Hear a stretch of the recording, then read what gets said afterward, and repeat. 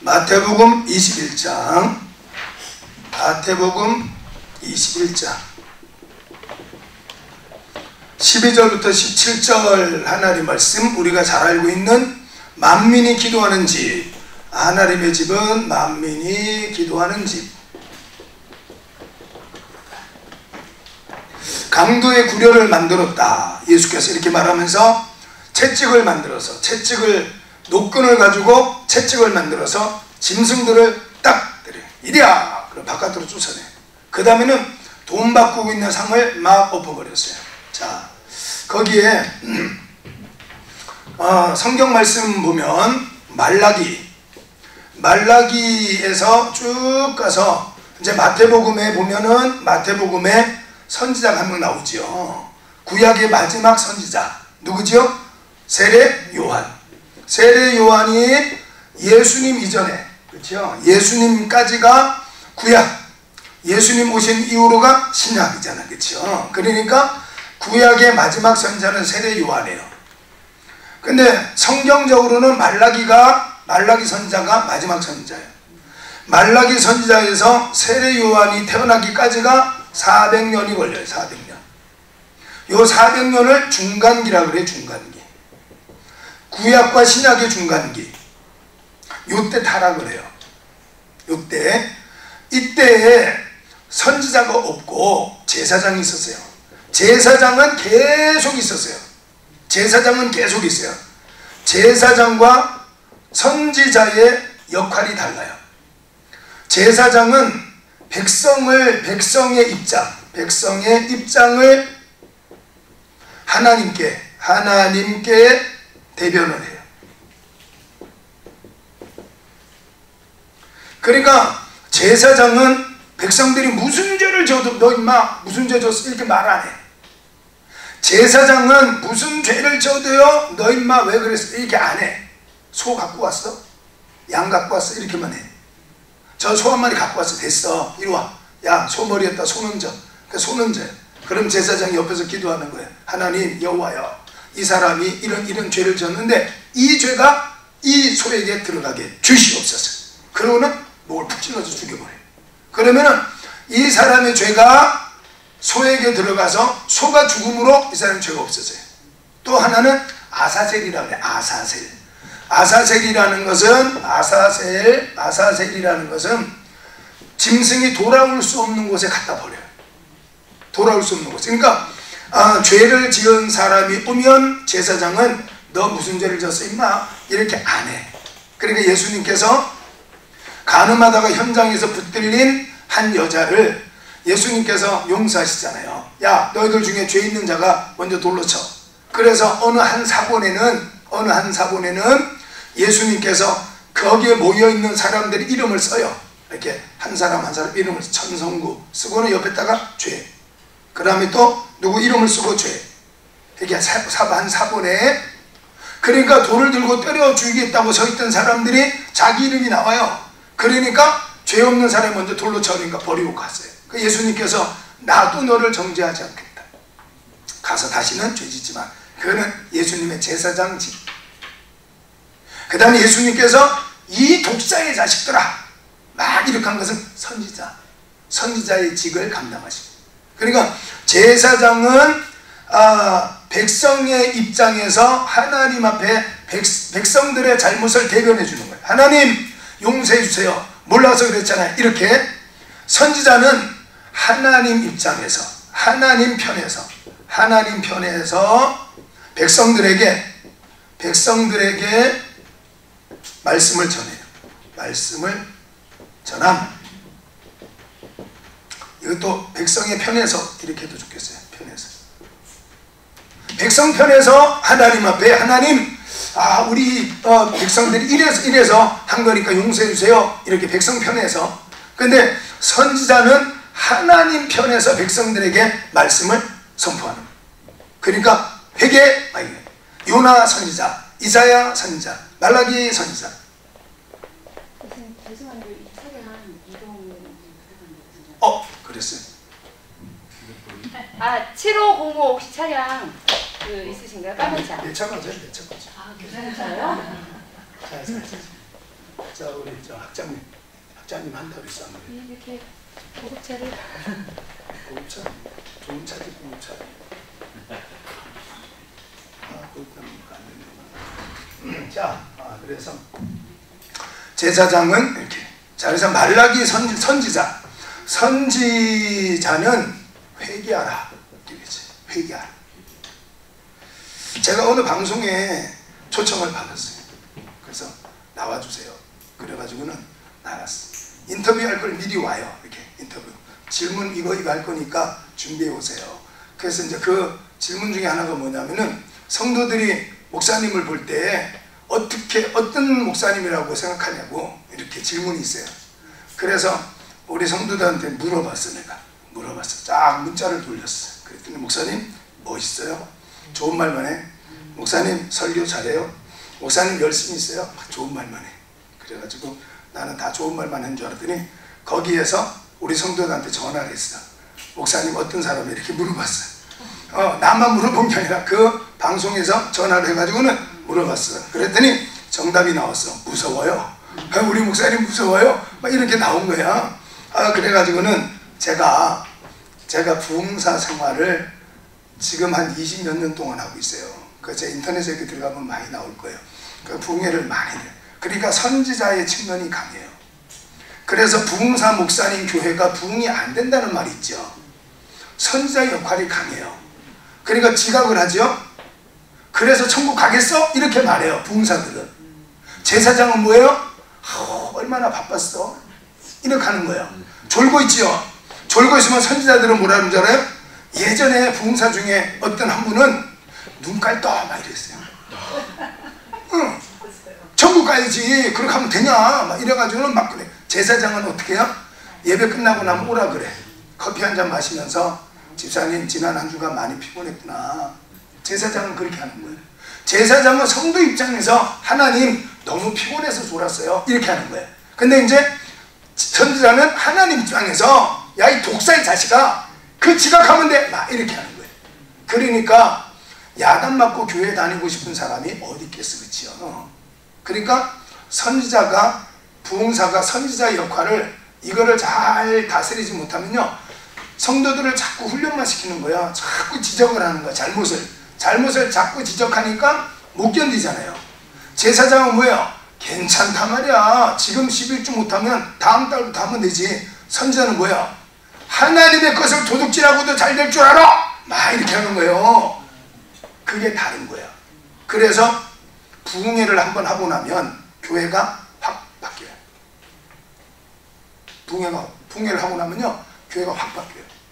정말 교회가 막 살아나요. 건축도 하고 막 이런 역사가 일어나요.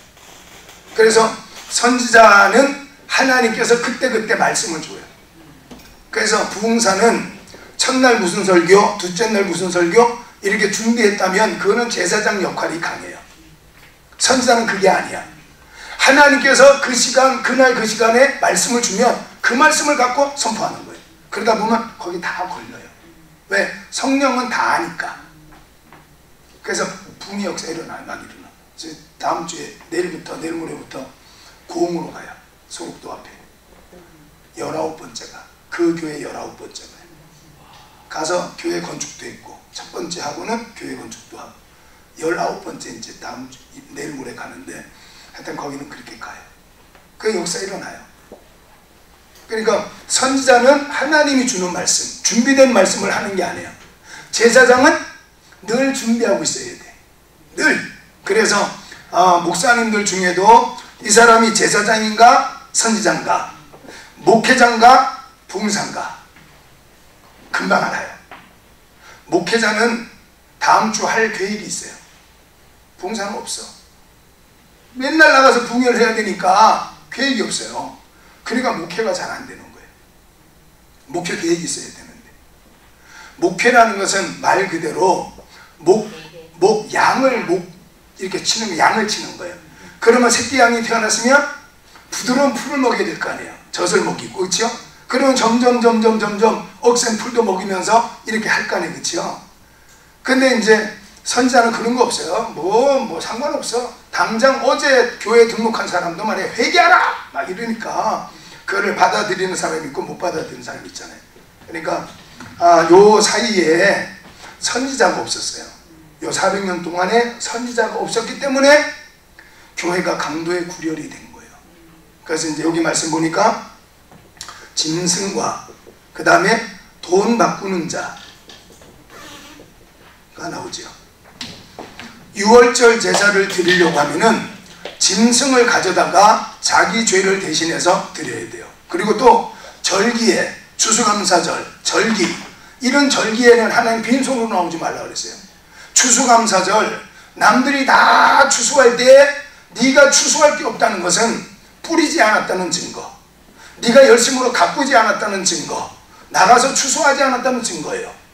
그러니까 추수감사절이어서 남들은 다 하나님 앞에 감사를 하는데 네가 드릴 게 없다는 거는 그거는 네가 게을렀다는 거예요. 그래서 성경에 절기에는 빈손으로 나오지 마라. 하나님 그렇게 말했어요. 자, 뿌린 게 있고 가꾼 수고가 있고 그 다음에 나가서 거두었으면 빈손으로 오지 말라. 이렇게 하나님 말씀했어요. 자, 그런데 여기에 짐승을 하나님 앞에 드리잖아요. 그러면은 6월절 제사를 위해서 제가 예전에 알던 전도사님 한 분은 헌금을 드릴 때 꼭 빳빳한 신권, 은행 가서 신권을 받고 와요. 빳빳 한 번도 안 쓴 거. 만약에 바빠서 은행에 못 가면 토요일날 다림질을 해요. 그 물을 뿌려가지고 다림질해서 새 것으로 빳빳하게 만들어서 하나님 앞에 드려요. 여기 짐승이라는 것은 6월절 명절을 위해서 준비를 해요. 열심으로 집에서 양을 키우고 소를 키워서 그래서 명절 때 하나님께 갖다 드려요. 그런데 왜 성전에서 짐승을 파느냐? 이게 이스라엘 땅이 넓은 땅이 아니에요. 경기도 땅만큼 강원도 땅만큼 그렇게 그냥 넓지 않은 땅이에요. 그런데 왜 짐승을 성전에서 팔았느냐? 제사장과 브로커가, 제사장과 장사꾼 사이에 브로커가 있어요. 요때. 그래서 집에서 잘 키운 양이나 소를 갖고 오면 제사장이 빠꾸시켜. 퇴짜 안돼, 여기 흠이 있네, 퇴짜. 그래가지고 그 흠을 잘 이렇게 해가지고 다시 오면 또 퇴짜. 그러니까 이걸 갖고는 안 되는 거예요. 제사를 드릴 수가 없는 거야. 그래가지고는 성전에서 산 소를 가지고 가면 통과 이렇게 시킨 거예요. 그러니까 그 당시에 선지자가 없었기 때문에 제사장만 있었기 때문에 타락을 한 거예요. 그래서 짐승을 바꿔준다는 이야기는 바로 그렇게 제사장과 브로커와 장사꾼들이 이게 한 통속이 돼가지고 그렇게 해서 정성 들여 키운 짐승은 자꾸 퇴짜를 놓으니까 돈을 벌기 위해서 제사장들이 그 브로커가 짜고 그렇게 한 거예요. 그러니까 예수님께서 강도의 구렬이다, 강도보다 더한 놈이다 너희들, 그래가지고는 막 화를 내시고 사람을 때린 게 아니에요. 예수님 사람 때린 거 없어요. 사람을 때린 게 아니라 노끈 갖고 채찍을 만들어서 짐승들을 쫓아서 바깥으로 쫓아냈지. 그렇죠? 그 다음에 돈 바꾸는 자가 나오죠. 또 성전에서 돈을 바꿔줬어요. 돈. 일본에 갔더니 또 신사에 갔더니 돈, 거기도 돈 바꿔주더라고. 고엔 이치니 산시 고 오엔. 그 오엔이 인연하고 발음이 같대요. 인연. 너하고 나하고 인연이 있다. 그래서 일본 사람들은 우리 신사에 돈 좀 던진다든가 할 때 오엔을 많이 쓰는데, 오엔. 그걸 바꿔서 써요. 여기에서 예루살렘 성전에서 돈을 바꿔준 이유는 동전 중에 예를 들자면 당시의 황제가 네로라고 그래. 예를 들어서 네로 황제. 네로 황제는 16살에 황제가 됐어요. 이 사람은 왕 되는 것 요만큼도 생각 안 했어. 가수야, 가수. 이 사람은 가수로 데뷔했던 사람이에요. 네로는 원래 가수였어요. 가수. 엄마가 아그리파인데 엄마의 치맛바람에 얘가 왕이 된 거예요. 16살에. 얘는 왕 될 생각 하나도 없었어요. 그래서 가수가 돼가지고 공연을 다녔어요. 공연. 여기저기 막 공연을 다녔어요. 그러니까 황제가 공연을 하니까 얼마나 많이 관람객들이 몰려오겠어요. 그래가지고요 무대가 막 무너지고 막 그랬어. 네로가 노래를 부르니까. 그랬는데 로마에 불이 났다는 거 아니에요. 불. 그래서는 공연을 그냥 접고 막 돌아와가지고는 보니까 로마 시내에 불이 난 거예요. 자기가 지른 게 아니에요. 그래가지고는 막 원로원에서 너는 맨날 가수로 노래만 부르고 다니냐? 황제가 돼가지고 막 이러니까 그래서 이거를 이 관심을 돌려야 되겠다. 그래서 이제 베드로, 바울이 순교를 당하게 되는 거예요. 자, 어쨌든 그때 황제는 신과 같았어요. 신과 같았어요. 그래서 동전에다가 황제의 얼굴을 이렇게 흉상, 가슴 위에 흉상을 여기 동전에다가 새겼어요. 여기 이렇게 튀어나온 구조라 그러죠. 이렇게 새겼어요. 신과 같이 여긴 황제의 얼굴이 있는 것은 성전에 드릴 수가 없어요. 하나님 앞에 드릴 수가 없는 거예요. 그래서 돈을 바꿔준 거예요.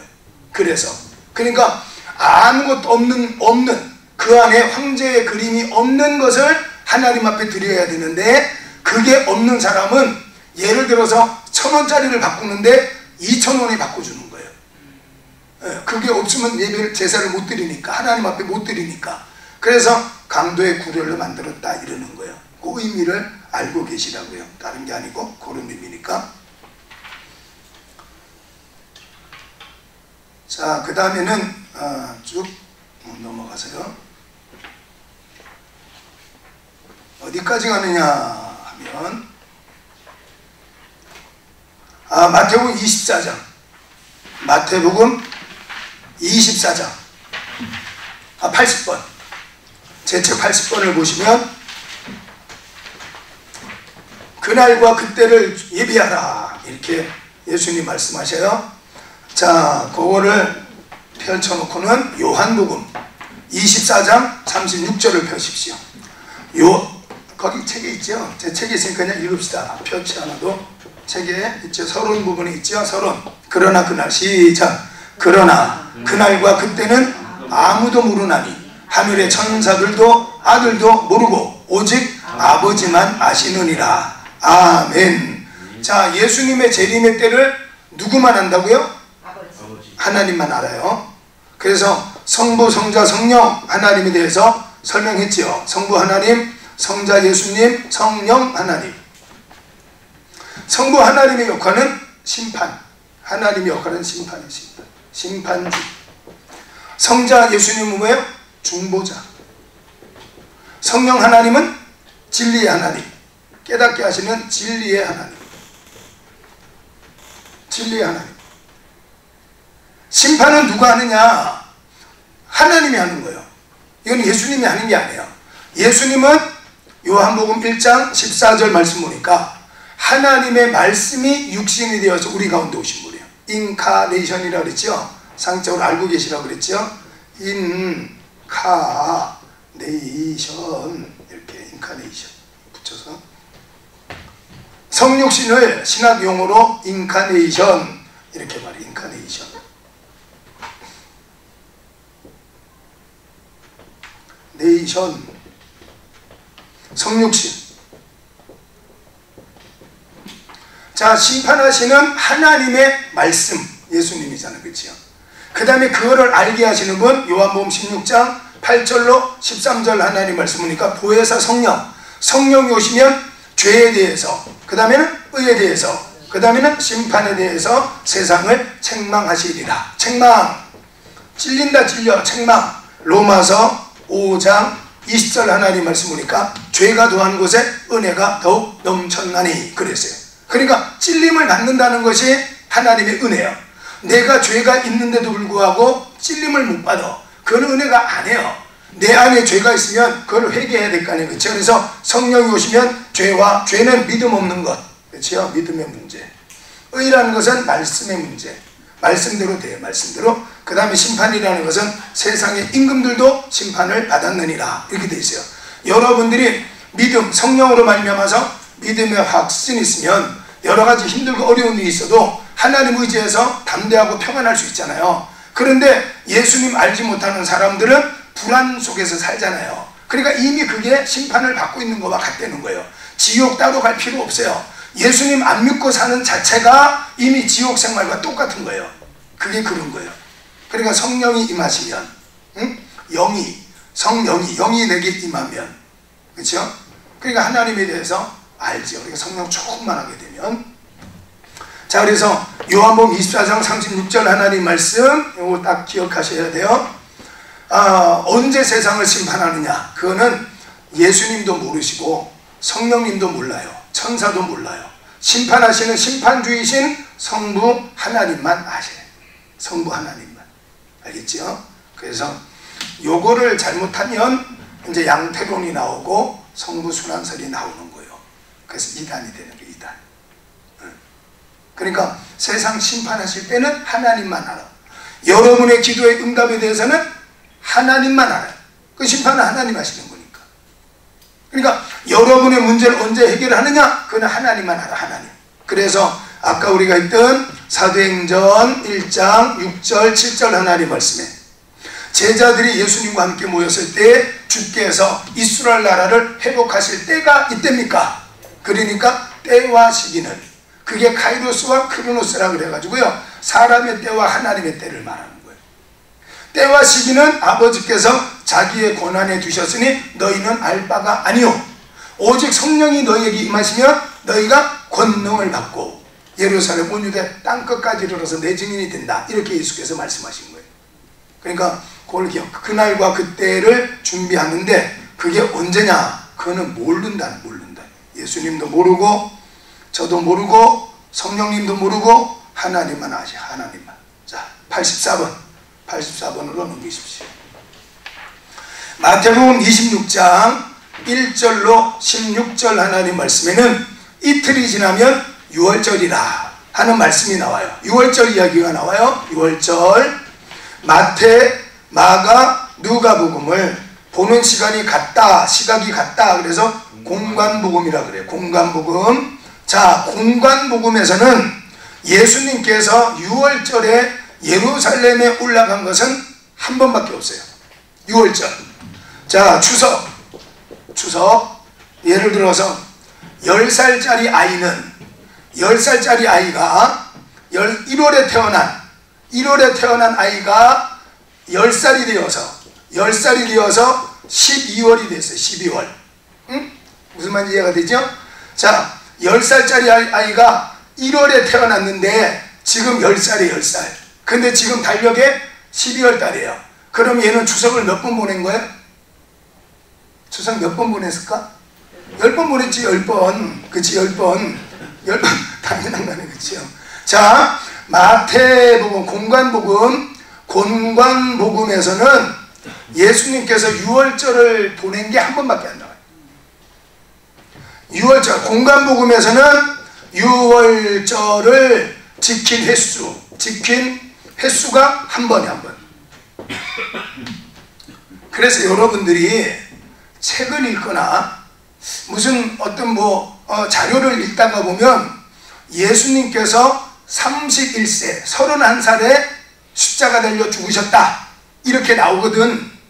이단이다 그러지 말고 이거는 어떤 복음의 입장? 공관복음의 입장. 그러니까 공관복음에서는 예수님께서 유월절을 지킨 것이 한 번밖에 안 나오니까 예수님 사역을 몇 년에 시작했느냐? 몇 살에? 30살에. 그래서 유월절을 아이가 1월달에 태어나서 10살이 됐으면 추석을 10번 보낸 것처럼 예수님께서 30살에 시작해가지고 유월절을 한 번밖에 안 보낸 것이 마태, 마가, 누가복음에 나왔으니까 예수님이 죽으신 것은 십자가에 달릴 때만 올라간 유월절. 그때 한 번. 그래서 31살에 죽으셨다. 이렇게 말해요. 응? 공관복음의 가르침을 따르는 학자들은 31살이다. 이렇게 말하고 보편적으로는 요한복음의 가르침을 따라요. 요한복음에는 예수님께서 유월절 예루살렘에 올라간 게 5번이에요. 5번. 그 중에 3번이 유월절 때 올라갔어요. 그래서 요한복음을 따르는 대부분의 사람은 예수님께서 추석을 3번 보냈으니까 30살에 시작을 해서 유월절 추석을 3번 보냈으니까 33살에 십자가 달려 죽으셨다. 요한복음의 입장이에요. 그러니까 31살에 죽었어 누가 막 고집피고 31살이야 이러거든. 싸우지 말고 그거는 공간무금의 입장이고 보편적으로 99.99999%는 요한복음을 따라요. 그러니까 33살에 예수님께서 십자가 달려 죽으신 거예요. 그러니까 여기에서 뭐 거의 예외가 없어요. 그냥 33살에 돌아가셨다고 하는데 혹시나 어느 책을 읽다 보니까 예수님 31살에 돌아가셨다고 나오거든. 얘는 공간무금 입장이구나 이렇게 할 것이지 이단이야 이렇게 할 필요 없어요. 저도 그런 책을 읽어봤으니까. 그러니까 그렇게 알면 돼요. 자, 그래서 2절 제 책 84번에 이틀이 지나면 6월절이라 밑에 성구해설 이틀이 지나면 6월절 읽어볼게요. 예수께서는 이틀이 지나면 6월절이라고 말씀하고 계신데 마태는 본서에 유일하게 이곳에서만 6월절이란 시간적 정함을 제시하고 있는데 요한은 3번 기록하고 있습니다. 이런 기록이 예수님의 공생의 기간이 3년간이었다는 확실한 증거가 됩니다. 이틀이란 정확히 48시간이 채 남지 않은 시간이었습니다. 이렇게. 그래서 예수님께서는 이제 6월절에 올라가셔서 십자가 달려 죽으시잖아요. 그렇죠? 그래서 마태, 마가, 누가복음에는 한 번만 나와요. 한 번. 자, 그 다음에 90번을 한번 보죠. 90번. 베드로가 예수님을 3번 부인. 마태복음 26장. 베드로의 부인. 마태복음 26장 69절에서 75절 보니까 베드로의 부인.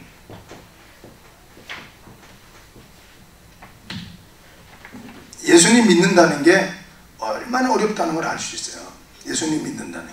그러니까 베드로 포함해서 제자들이 얼마나 많이 예수께서 이적을 행하는 걸 봤어요.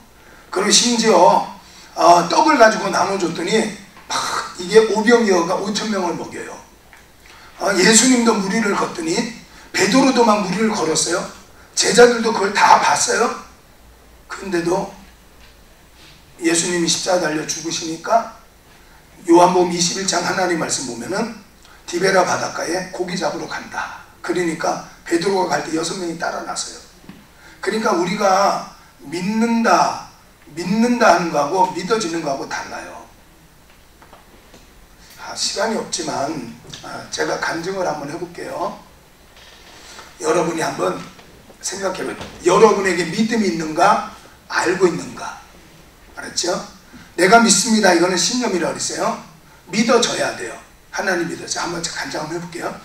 열왕기상 17장 하나님 말씀 보면은 사르밧 과부의 가정에 하나님께서 기름과 양식, 밀가루를 채우잖아. 그렇죠? 하나님께서 지금도 하시려고만 하면 홍해가 갈라진다. 믿죠?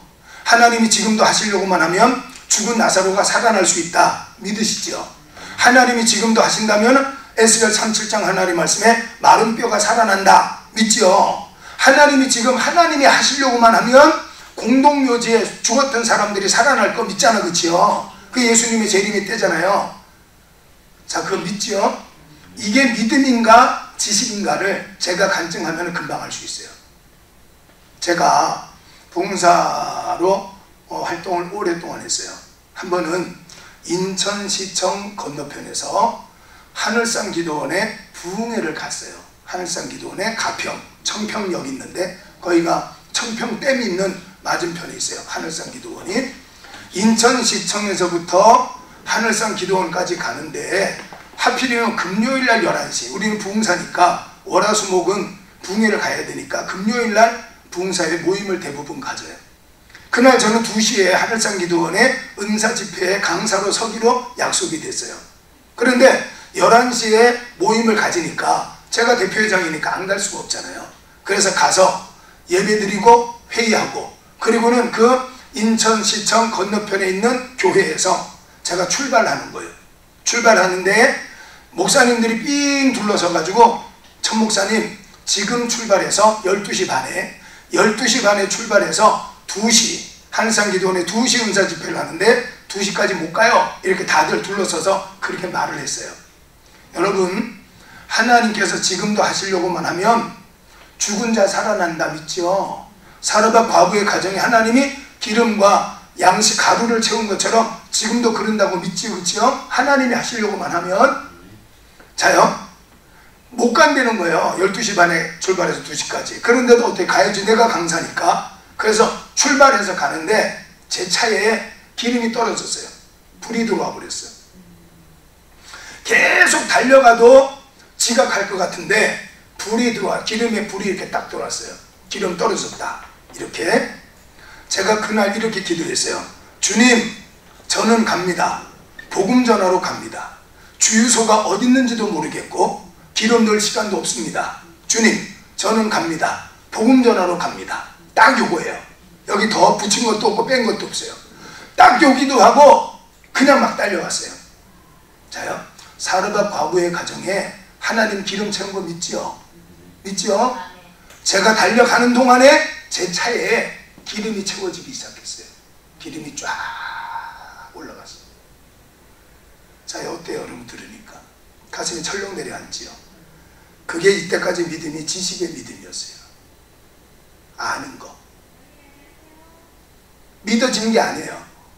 그러니까 목사님의 설교에 그렇다니까 아멘 아멘은 했지만 실제로 그게 믿어지지 않았던 거예요. 그러니까 제 눈앞에서 쫙 올라가는 거예요. 채워지는 거예요. 여러분 깜짝 놀랐죠?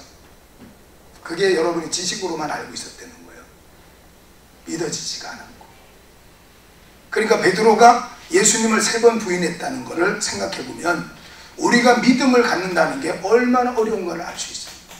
베드로는 실제로 기름 채워지는 것을 체험하고 그 다음에 오병이어가 막 역사 체험하고 여러 가지를 체험했잖아요. 그럼에도 불구하고 예수님 부인을 했어요. 그러니까 오늘 우리는 얼마나 예수님을 지식으로만 알고 있겠느냐고요. 그러니까 베드로가 3번 부인했어요. 자, 90번 보십시오. 베드로가 예수님 모른다고 부인을 했어요. 자, 첫 번째 그 말씀 요약 강해의 말씀을 보십시오. 첫째는 뭐냐면은 58절 멀찍이 따라다녔기 때문에 그래요. 멀찍이. 교회에서 뭘 한다 그러거든. 여러분들은 요한복음 15장 2절 하나님 말씀 보니까 가지가 나무에 붙어 있어야 열매를 맺는다는 거예요. 붙어 있어야 돼요. 포도나무는 요한복음 15장 1절 하나님 말씀에 예수님께서 나는 참 포도나무요 아버지는 그 농부나 너희는 가지라 그랬어요. 그러니까 예수님이 참 포도나무, 하나님께서 농부, 우리는 그 나무에 붙어있는 가지. 자, 가지가 붙어 있어야 돼요. 그 다음에는 7절 하나님 말씀 보니까 너희가 내 안에 거하고 내 말이 너희 안에 거하거든 너희가 무엇이든지 원하는 대로 구하라 그리하면 이루리라 이렇게 써 있어요. 요한계시록 3장 20절 하나님 말씀 보니까 볼지어다 내가 문 밖에 서서 두드리노니 누구든지 내 음성을 듣고 문을 열면 내가 그에게로 들어가서 그로 더불어 먹고 그는 나로 더불어 먹으리라 이렇게 예수께서 말씀하셨어요. 그러니까 예수님과 우리는 하나의 하나, 멀찍이 따라다니면 안 돼요. 오늘 베드로는 58절 하나님 말씀 누가복음 22장 누가복음 22장 거기 써놨을 거예요. 누가복음 22장 안 써있네요. 누가복음 22장 54절 하나님 말씀 보면 54절에서 62절 하나님 말씀인데 여기 누가복음 22장 54절 하나님 말씀에는 베드로가 예수님을 멀찍이 따라가니 이렇게 써 있어요. 멀찍이 따라가. 하나님 말씀 따라 온전히 순종, 주일 성수, 11조 생활하시고 기도 생활하시고 멀찍이 따라다녀서는 안 돼요. 예수님과 내가 하나가 돼야 돼요. 교회와 내가 하나가 돼 있어야 돼요. 예수님께서 교회 몸이시고 그 다음에는 교회 머리가 예수님이시니까 교회하고 내가 같이 움직여야 돼요. 하나가 돼서. 자, 그 다음에는 70절 하나님 말씀 보니까 자, 3번을 시험을 해. 3번 시험은 마태복음 4장 1절로 11절 하나님 말씀 보니까 광야에서 예수님을 마귀가 3번 시험해요. 하나는 돌을 갖고 떡을 만들어라. 하나는 성전에서 뛰어내려라. 하나는 천하 영광을 보여주면서 내게 절을 해라. 이렇게 3번 시험을 해요. 근데 예수님께서 시험을 이겼더니 마태복음 4장 11절 하나님 말씀에 이런 말씀이 있어요. 이에 마귀는 예수를 떠나가고 천사들이 나와서 수종을 드니라 이렇게 써 있어요. 자, 마귀가 떠나가고 천사가 수종 들려고 하면은 시험을 이겨야 돼요. 그걸 트라이얼이라고 그래요. 트라이얼. 이건 하나님께서 연단, 훈련, 하나님의 연단 훈련을 이겨내야 돼요. 자, 그러기 위해서 예수님은 첫 번째 시험 이겨내시죠. 그래서 신명기 8장 2절 이하 하나님 말씀 보니까 사람이 떡으로만 사는 게 아니라 오직 하나님의 입으로 나오는 모든 말씀으로 살 것이다 이렇게 명령을 해요. 말씀은 히브리서 4장 12절 말씀 보니까 날선 검과 같다 그랬어요. 에베소서 6장 17절 하나님 말씀 보면은 성령의 검 곧 하나님의 말씀을 가지라 이렇게 돼 있어요. 사탄마귀 귀신의 유혹을 이기려고 하면은 칼을 가져야 돼. 칼. 그게 바로 말씀이에요. 말씀.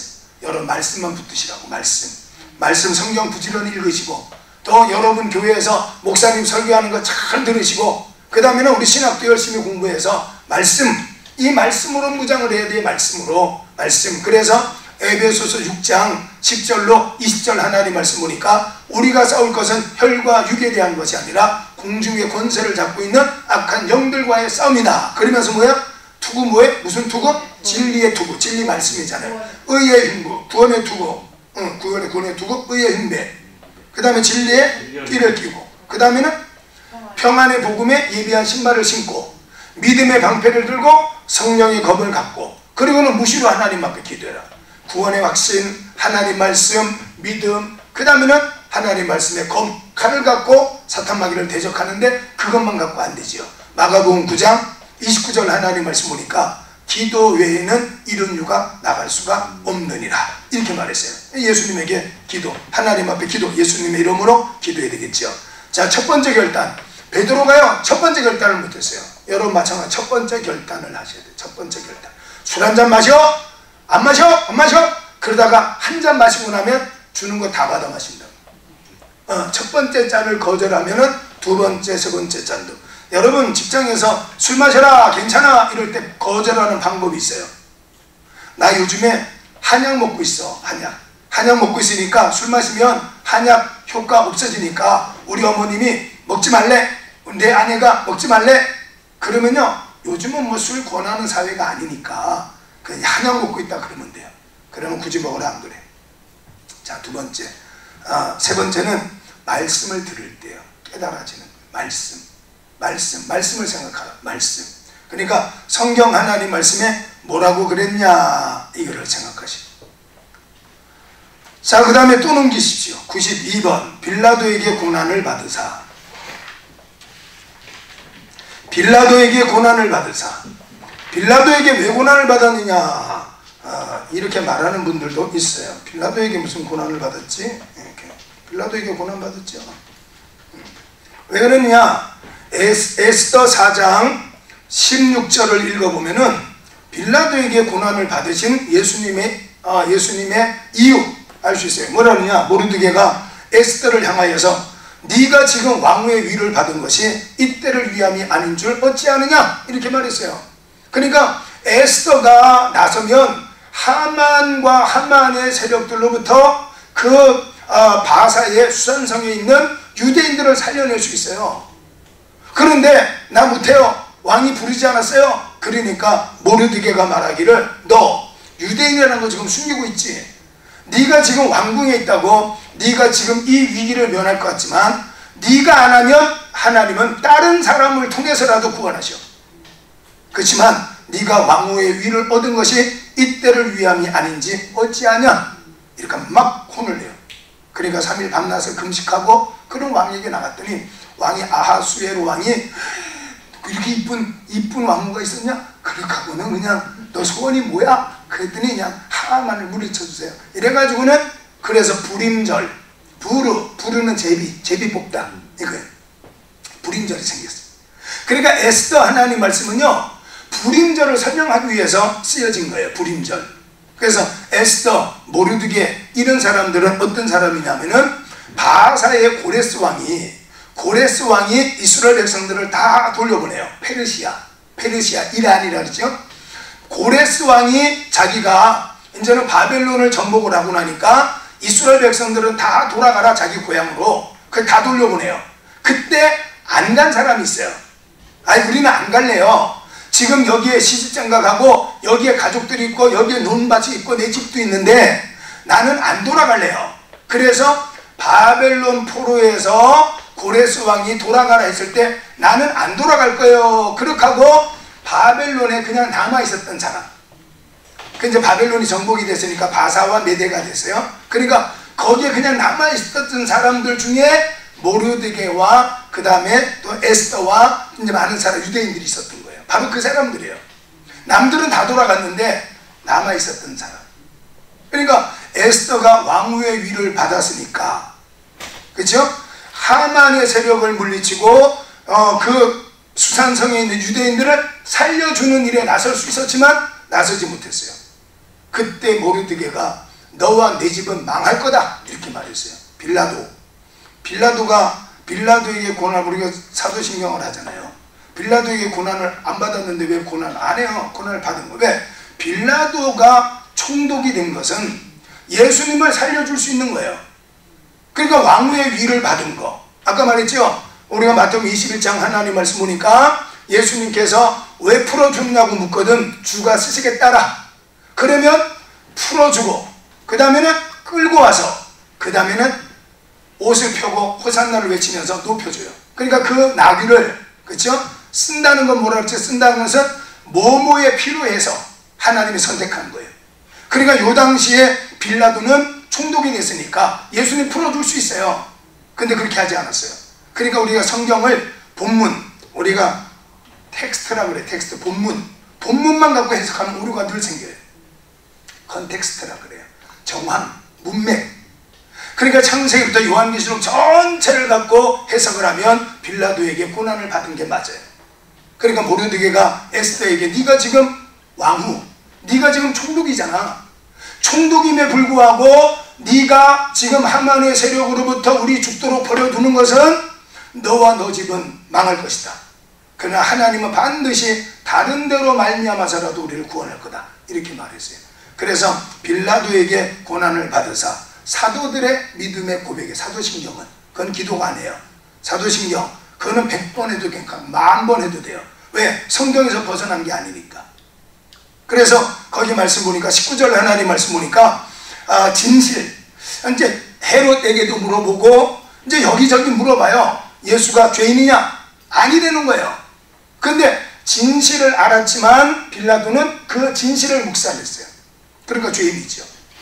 그러니까 빌라도의 고난을 당한 거예요. 그 다음에는 사람과 환경을 두려워했어요. 유대인들이 바라바를 놔줘라. 이게 바라바 예수, 그 사람도 예수였어요. 바라바 예수. 그 다음 우리가 믿는 예수는 그렇지요, 나사렛 예수. 그러니까 똑같은 이름이었어요. 예수라는 이름. 그러니까 예수라는 이름 자체가 그냥 김이박이 되니까요. 우리나라의 김씨, 이씨, 박씨처럼 유대인들 사이에 많아요. 그 이 사람도 예수였어요. 바라바 예수였고 우리가 믿는 예수님은 나사렛 예수였고. 그래서 누굴 넣어줄까 하니까 그 강도를 놔줘라. 그래서 놔주잖아요. 그러니까 여기에 성경의 기록 그대로 이 유대인들이 폭동을 일으킬까 봐서 빌라도가 풀어줬다고 나와 있어요. 그러니까 믿음 생활은요, 사람과 환경을 두려워해서는 온전한 믿음 생활을 할 수가 없어요. 자, 그 다음 거기 제가 써놨으니까 여러분 한번 시간 내서 이제 신학을, 여러분이 과목이 끝나면 책을 다시는 안 읽어요. 신학교재는 신학 공부할 때만 읽어. 끝나면 잘 안 읽어요. 그리고 이제 나중에 목회를 할 때 필요하면 이제 그때가 공부를 해요. 그러니까 여러분이 중요한 것은요, 어디에 그게 있더라, 요까지는 알고 계셔야 돼요. 그럼 이제 여러분 책을 꺼내보면 되니까. 여러분 책은 절대로 누구 주는 거 아니에요. 신학교재는 절대로 빌려줘 주지도 말고요, 낙서를 많이 하라 그랬죠. 낙서를 많이 하라고 있다가 낙서를 많이 해서 보관을 해요. 그래서 지금 들은 것들을 딱 써놓으면 나중에 가면 그게 쓰여져요. 그 다음에 세 번째는요, 23절에서 24절 하나님 말씀 보면은, 내가 하나님의 말씀을 모르면 양심이라도 따라가야 돼. 양심. 빌라도는 분명히 예수님이 죄 없다는 걸 알았어요. 그럼에도 불구하고 예수님을 죽는 데 내놨다고요. 자, 거기에 써놨어요. 제가 한번 읽어볼게요. 로마서. 자, 한번 보십시오. 책 보십시오. 자, 빌라도는 셋째 강의 셋째 한번 읽어볼게요. 셋째 빌라도는 거기서 읽어볼게요. 같이. 빌라도는 손을 씻고 죄 없는 예수님을 십자가에 달아 죽이도록 내놓습니다. 죄 없음을 알았지만 십자가의 죽음을 방치하고 말았습니다. 하나님의 말씀을 모를 때에는 양심의 소리라도 들어야 합니다. 율법이 없는 이방인은 본성으로 율법의 일을 행할 때에는 이 사람은 율법이 없어도 자기가 자기에게 율법이 되나니 이들은 그 양심이 증거가 되어 그 생각들이 서로 혹은 고발하며 혹은 변명하여 그 마음에 새긴 율법의 행위를 나타내느니라. 지금 믿음 생활 잘하고 있는가? 양심의 손을 얹어봐야 합니다. 죄 없는 예수님을 십자가에 달도록 허락하면서 양심의 가책을 느끼지 못한 것 자체가 빌라도에게는 큰 죄입니다. 빌라도에게 고난을 당한 예수님께서. 그래서 죄를 자요 성경 말씀 보면은 사도행전 6장과 7장 하나님 말씀에는 스데반 집사를 돌로 때려 죽여요. 자, 돌로 때려 죽인다는 형벌은 어떻게 죽이느냐 하면은 증인이 2명 3명이 있어야 돼요. 이 사람 죄인입니다. 내가 똑똑히 봤습니다. 이렇게 내가 증인해. 내가 이 사람이 만약에 죄가 없다면 내가 그 죄값을 이 사람 때려 죽인 거를 내가 당하겠습니다. 이거를 2명 3명이 나와야 돼요. 1명만 있으면 안 돼요. 그건 모함이 될 수 있으니까 2명이나 3명이 이 사람 죄 짓는 걸 봤다 이러면, 그래서 마태복음 18장 말씀 15절로 17절 하나님 말씀 보니까 2세 증인이 함께 가서 권면을 하라 이렇게 예수께서 말씀하셨어요. 자, 이 사람이 죄인이라는 것이 이제 결정이 났어요. 그러면 돌로 때려 죽이는 거예요. 어떻게 죽이느냐? 증인 2사람 3사람이 머리채를 잡아요. 머리채를 잡고 돌로 머리를 찍는 거예요. 머리를 찍어. 이렇게 머리채를 잡고 찍어요. 그럼 피가 막 흐를 거 아니에요. 그 다음에 2번째 사람이 또 나와서 머리채를 잡고 또 머리를 찍어요. 3번째 사람 마찬가지. 머리를 찍으니까 말 그대로 선혈이 낭자하잖아요. 막 피가 흐르잖아요. 그러면 이제 군중들이 그것을 보면서 흥분해가지고 돌을 던져서 죽이는 게, 돌로 쳐서 죽이는 형벌이에요. 스데반 집사 그렇게 죽었어요. 가늠한 여인이 그렇게 죽임을 당하려다가 예수님께서 죄 없는 사람이 먼저 돌로 쳐라 그러니까 다 떠나가고 예수님도 정죄하지 않았어요. 다시는 그 죄를 범하지 마라. 마태복음 3장 8절에 회개에는 합당한 열매가 있어야 하느니라 이렇게 말씀하셨거든요. 자, 그래서 여기 빌라도가 손을 씻으면서 나는 죄 없어, 이 죄값을 너희가 받을 거야 이렇게 유대인들한테 말을 했어요. 그랬더니 아멘 그랬어요. 그래서 70년 티투스 왕제가 군 장군이 와가지고는 예루살렘 성을 67년에 쳐들어와서 67년부터 70년까지 3년 동안을 포위하고 있었어요. 얼마나 화가 났겠어요. 막 악에 바쳤어요. 요세푸스의 유대 전쟁사에 보면은 이 티투스 장군의 부하들이 막 악에 바쳐가지고 저것들 다 때려 죽여야 돼 이래가지고는 70년에 불화살을 쏘면서 쳐들어가서 그 안에 예루살렘의 유태인들을 그냥 학살하듯이 죽여버려요. 그리고는 예루살렘 성전이 완전히 불에 타가지고 폭삭 주저앉았어요. 그때 이제 벤자카이라는 저 랍비가, 벤자카이라는 사람이 항복해요, 저는 항복해요. 그래서 예루살렘 망하기 전에 항복, 그래 나와가지고는 유대교가 만들어져요. 유대교가. 벤자카이라는 랍비가. 그리고는 90년이 되니까 죽어요. 벤자카이가. 죽고 나니까 가말리엘 2세는 사도 바울의 선생님이 가말리엘인데 그 사람의 조카가 90년에 유대교의 2대 교주가 돼요. 그러면서 18기도문을 외워요. 우리가 사도신경을 외우듯이 18개의 기도문을 외워요. 그 중에 12번째는 미님이라고 그래요. 히브리어로 미님이라는 것은 이단이라는 뜻이에요. 이단을 조심해. 이거를 예배 때마다 18개의 기도문을 외워요. 근데 그 중에 12번째는 이단 조심해 이렇게 하면서 외우는데 자세히 들어보니까 그 이단이 예수의 예수 조심해, 이단이야 이렇게 예배 때마다 그걸 외우는 거예요. 그러니까 예수님 믿는 사람들이 이제 너희들하고는 같이 예배 못 드려. 그래서 분리가 되면서 기독교가 나온 거예요. 90년에. 그러니까 70년에 예루살렘 성전이 완전히 폭삭 주저앉으면서 이제는 성전이 있어야 제사를 드릴 거 아니에요. 성전이 없으니까 예배를 드리기 시작. 유대교가. 그 다음에는 90년이 되면서 유대교와 기독교가 분리가 되면서 우리 기독교, 우리는 개신교라고 말하면 안 돼요. 우린 기독교, 예수님 믿는 기독교지에 개신, 세로, 카톨릭에서, 구교에서 신교 이런 게 아니에요.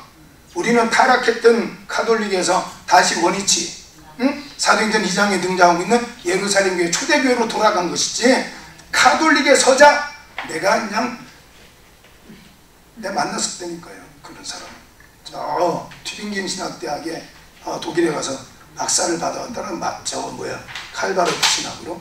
그래서 서자라고, 천주교회 서자는 무슨 서자 안 해요.